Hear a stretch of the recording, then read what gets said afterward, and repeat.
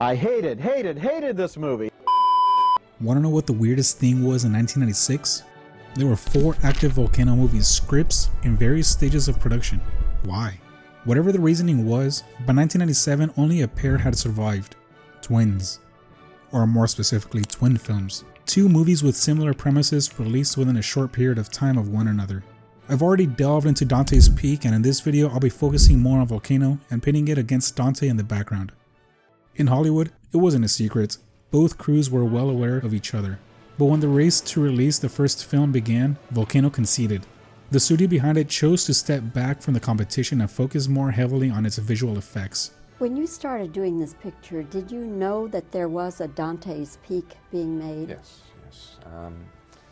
Frankly, we set out to beat them. And we decided halfway through, or maybe a little later, there are 2 ways of beating them. One is to be first in the theaters, and we conceded that race to them. They were first in the theaters. The second is to make the better movie, and I think that's what we try to do. Whether we succeeded or not, the audiences will tell us. But there came a point in the competition where it seemed foolish to go ahead. You know, the things that we would have to do to the movie in order to be first into the theaters, you know, the effects of it, we would have to deny ourselves. The scenes we'd have to pull out because there wasn't time to shoot them. Just didn't make any kind of sense. So we withdrew from that race gracefully. Dante's Peak, what is that? You're ready for that question. Film? No, I really, we were kind of, I guess there was a little, shifting and us trying to see who could beat who and see who could beat who.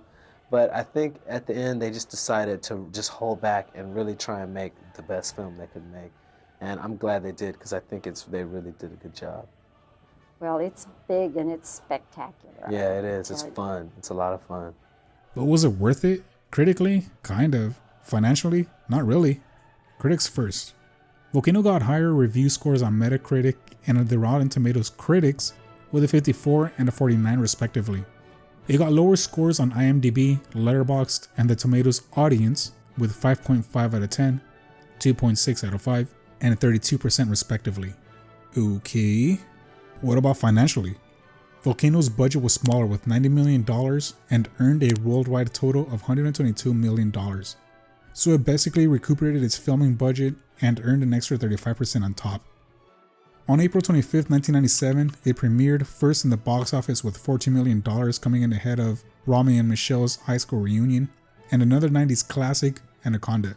In its final theatrical run, it domestically pulled in $49 million and internationally $73 million, which adds up to the already mentioned $122 million. The movie has a runtime of 104 minutes and is rated PG-13 for intense depiction of urban disaster and related injuries.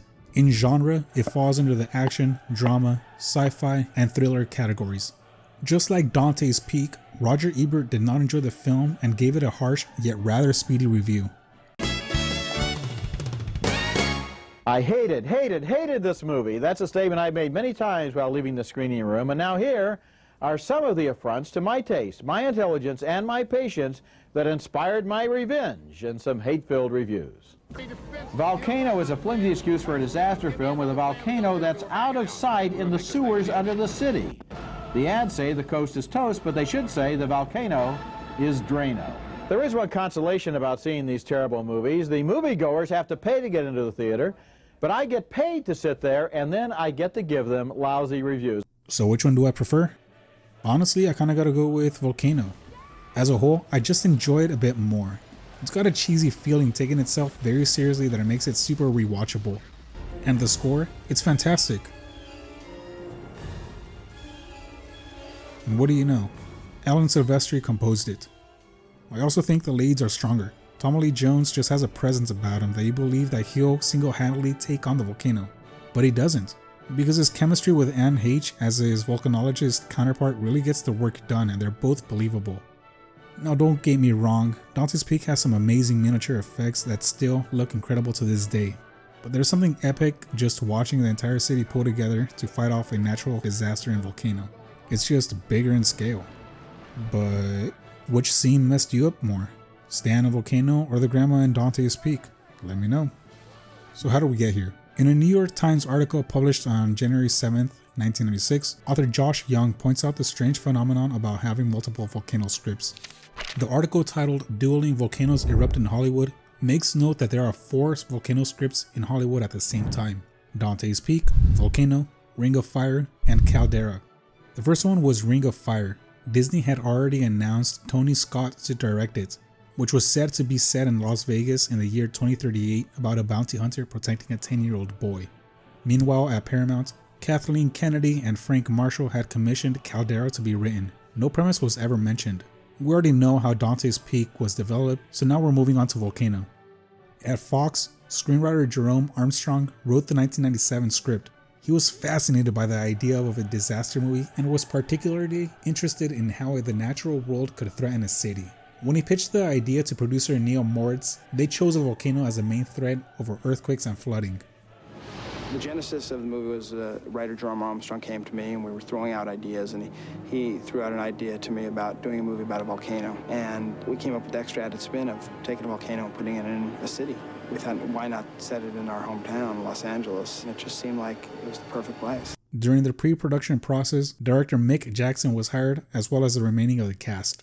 I first got the script and I looked at it and I thought, this is great, this is a wonderful ride. I can see this vividly in my head.